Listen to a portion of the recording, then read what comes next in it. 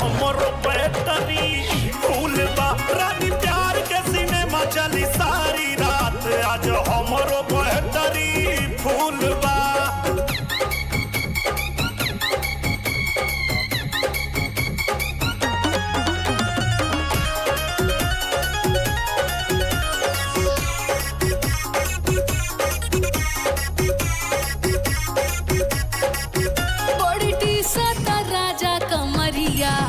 उठे रही रही के गजबे लोहरिया तोर कमरिया मारत लहरिया बड़ी जोर कवहरिया खोजे संवरिया के शोर। राजा बूझी ना खिया के भाषा आज मामला बगड़बड़ जरा सा ढेर आगे पीछे सोचल थे झूलवा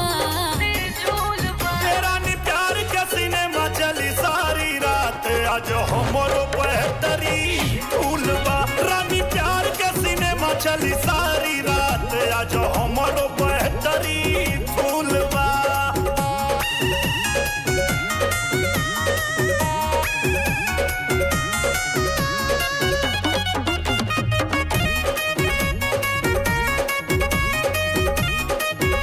जी छलकत जवानी के गगरी लागे अब ना ही हमरा से संभरी होठल हलिया खींचता ये रानी अपना ओर धन होया गिया लहकता ये